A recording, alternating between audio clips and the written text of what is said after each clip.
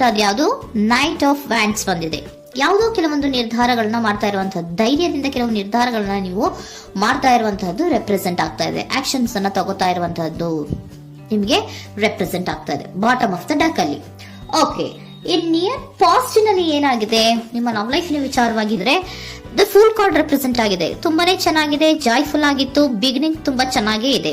Card ಬಂದಿರುವಂತಹದ್ದೇನು? Wheel of fortune ಬಂದಿದೆ. So ನಿಮ್ಮ ಲವ್ ಲೈಫಿನ ವಿಚಾರವಾಗಿ ನೀವು ಕೆಲವೊಂದು ಬದಲಾವಣೆಗಳನ್ನ ನೀವು ಮಾಡ್ಕೊಂಡಿರುವಂತಹದ್ದು ಇಲ್ಲಿ ರೆಪ್ರೆಸೆಂಟ್ ಆಗ್ತಾ ಇದೆ. ಕ್ವೀನ್ ಆಫ್ ಕಪ್ಸ್ ಏನನ್ನ ರೆಪ್ರೆಸೆಂಟ್ ಮಾಡುತ್ತೆ?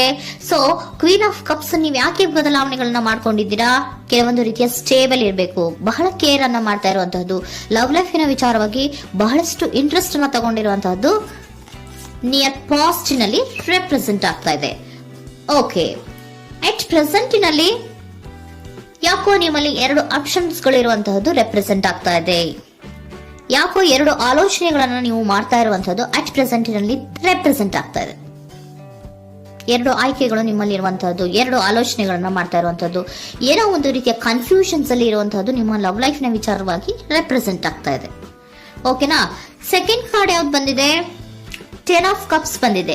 ಸೊ 10 ಆಫ್ ಕಪ್ಸ್ ನಿಮ್ಗೆ ಫುಲ್ಫಿಲ್ಮೆಂಟ್ ಇರುತ್ತೆ, ಸಮಾಧಾನ ಇರುತ್ತೆ, ಖುಷಿಯಾಗಿರುತ್ತೆ ಅನ್ನೋದು ನೀವು ಆಲೋಚನೆಯನ್ನ ಮಾಡಿದ್ರಿ. 2 ಆಯ್ಕೆಗಳಲ್ಲಿ ಯಾವ್ದನ್ನ ಸೆಲೆಕ್ಟ್ ಮಾಡಬೇಕು? ಸೆಲೆಕ್ಟ್ ಅನ್ನ ಮಾಡ್ಕೊಂಡ್ರೆ ನನಗೆ ಖುಷಿಯಾಗಿರುತ್ತೆ, ಸಮಾಧಾನ ಆಗುತ್ತೆ ಅನ್ನೋಂತ ಯೋಚನೆಯನ್ನ ಒಂದು ಸಾರಿ ಮಾಡಿದ್ರೆ, ಇದರ ಮತ್ತೊಂದು ಸಾರಿ ನೀವೇನ್ ಅನ್ಕೋತೀರಾ?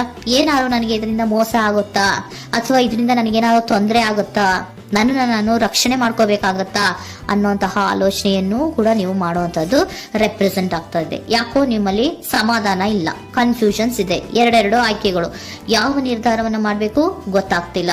ಸೊ ಅದಕ್ಕೆ ನೋಡಿ, ನೀವು ಬೇಜಾರಿನಿಂದ ಮೂವಿಂಗ್ ಆನ್, ಬದಲಾವಣೆ ಆಗ್ತಾ ಇರುವಂತಹದ್ದು ರೆಪ್ರೆಸೆಂಟ್ ಆಗ್ತಾ ಇದೆ. ಚೇಂಜಸ್ ಅನ್ನ ಮಾಡ್ಕೋತಾ ಇರುವಂತಹದ್ದು ಇಲ್ಲಿ ಪ್ರೆಸೆಂಟ್ ನಲ್ಲಿ ರೆಪ್ರೆಸೆಂಟ್ ಆಗ್ತಾ ಇದೆ. ಯಾಕೋ ಬೇಜಾರಿನಿಂದ ಕೆಲವೊಂದು ರೀತಿಯ ಬದಲಾವಣೆಗಳನ್ನ ನೀವು ಮಾಡ್ಕೋತಾ ಇರುವಂತಹದ್ದು 6 ಆಫ್ ಸೋರ್ಟ್ಸ್ ಅಲ್ಲಿ ರೆಪ್ರೆಸೆಂಟ್ ಆಗ್ತಾ ಇದೆ. ನೀವು ಈ 6 ಆಫ್ ಸೋರ್ಟ್ಸ್ ಏನನ್ನ ರೆಪ್ರೆಸೆಂಟ್ ಮಾಡುತ್ತೆ ಅಂದ್ರೆ, ನಾನು ಲವ್ ಲೈಫ್ ನ ವಿಚಾರವಾಗಿ ಒಂದು ಬೆಟರ್ ಆಪ್ಷನ್ಸ್ ಅನ್ನ ಸೆಲೆಕ್ಟ್ ಮಾಡ್ಕೋಬೇಕು ಅನ್ನುವಂತಹ ಆಲೋಚನೆಯನ್ನ ಮಾಡ್ತಾ ಇರುವಂತದ್ದು ರೆಪ್ರೆಸೆಂಟ್ ಆಗ್ತಾ ಇದೆ. ಓಕೆನಾ?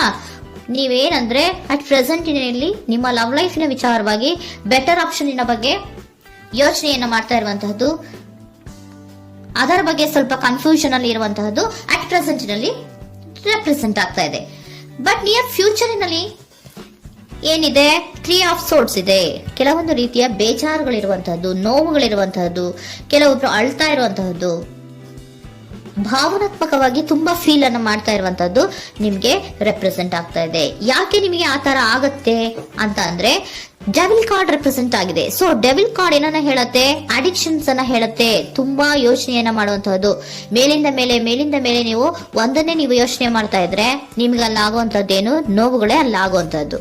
ಸೊ ಯಾತಕ್ಕೆ ಅಂದ್ರೆ ನಿಮ್ಮಿಬ್ಬರ ಮಧ್ಯೆ ಕೆಲವೊಂದು ರೀತಿಯ ಘರ್ಷಣೆಗಳಿರುವಂತಹದ್ದು ರೆಪ್ರೆಸೆಂಟ್ ಆಗ್ತಾ ಇದೆ.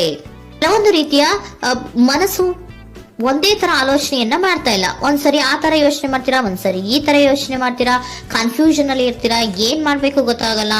ಸೊ ಅದಕ್ಕೆ ನಿಮ್ಗೆ ಬೇಜಾರು, ನೋವು ಇರೋಂಥದ್ದು. ಮತ್ತೆ ನೆಕ್ಸ್ಟ್ ಕಾರ್ಡ್ ಬಂದಿರುವಂತದ್ದೇನು? 5 ಆಫ್ ಪ್ಯಾಂಟಿಕಲ್ಸ್ ಬಂದಿದೆ. ಸೊ 5 ಆಫ್ ಪ್ಯಾಂಟಿಕಲ್ಸ್ ಏನು?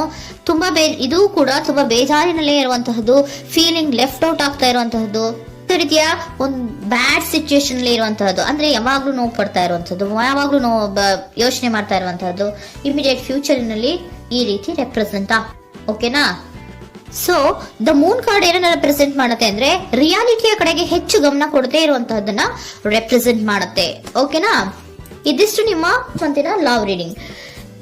ನೆಕ್ಸ್ಟ್ ಏಂಜಲ್ ಗೈಡೆನ್ಸ್ ನಿಮ್ಗೆ ಏನ್ ಕೊಡ್ತಾರೆ ಅನ್ನೋದನ್ನ ನೋಡೋಣ. ನೋ ಅನ್ನೋಂತ ಆನ್ಸರ್ ಅನ್ನ ಕೊಡ್ತಾ ಇದ್ದಾರೆ. So no, not the right time. ನೀವೇನು ಕೂಡ ಈ ಕನ್ಫ್ಯೂಷನ್ ಅಲ್ಲಿ ಇದ್ದಾಗ ಯಾವುದೇ ರೀತಿಯ ಡಿಸಿಷನ್ಸ್ ನ ಮಾಡೋದಕ್ಕೆ ಇದು ಕರೆಕ್ಟ್ ಆಗಿರುವಂತಹ ಟೈಮು ಅಲ್ಲ. Perfect timing. So perfect timing ಅನ್ನ ಬಂದಾಗ ನೀವು ಕೆಲವೊಂದು ರೀತಿಯ ಡಿಸಿಷನ್ಸ್ ಅನ್ನ ಮಾಡ್ಬೇಕಾಗತ್ತೆ.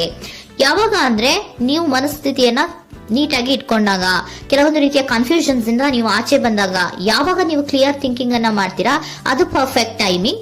ಸೊ ಆಗ ನಿಮ್ಗೆ ಕೆಲವೊಂದು ರೀತಿಯ ಫರ್ಗಿವ್ನೆಸ್ ಅನ್ನೋದು ಇರುತ್ತೆ ಅನ್ನೋದನ್ನ ಏಂಜಲ್ ಗೈಡೆನ್ಸ್ ನಿಮ್ಗೆ ಹೇಳ್ತಾ ಇದ್ದಾರೆ.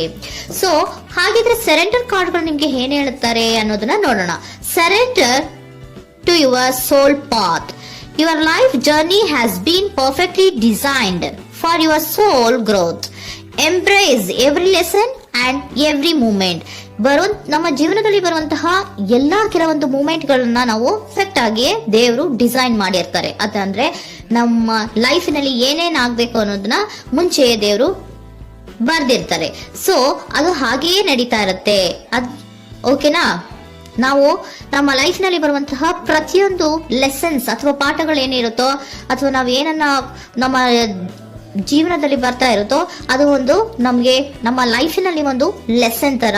ಸೊ ಅದನ್ನ ನಾವು ಎವ್ರಿ ಮೂಮೆಂಟ್ ಅನ್ನ ಕೂಡ ನಾವು ಎಂಬ್ರೇಸ್ ಸ್ವೀಕರಿಸಬೇಕು. ಯಾವಾಗ್ಲೂ ಕೂಡ ಅದನ್ನ ಸ್ವೀಕರಿಸಿಕೊಂಡು ಮುಂದೆ ಮುಂದೆ ಹೋಗ್ತಾ ಇರಬೇಕು. ಪ್ರತಿ ನಿಮಿಷವೂ ಕೂಡ ಒಂದೊಂದು ರೀತಿಯ ನಮಗೆ ಪಾಠ ಇದ್ದ ಹಾಗೆ ಅಂತ ಹೇಳ್ತಾ ಇದ್ದಾರೆ. Surrender unhealthy relationship. Surrender unhealthy relationship. Let go a relationship that don't serve you, including unavailable or toxic people. You deserve to be treasured by others and to be surrounded by positive people. Unhealthy relationship ನ ಕಡೆಗೆ ಹೆಚ್ಚು ಗಮನವನ್ನ ಕೊಡಬೇಡಿ. ಈ toxic people ನ ಕಡೆಗೆ ಹೆಚ್ಚು ಗಮನವನ್ನ ಕೊಡಬಾರ್ದು.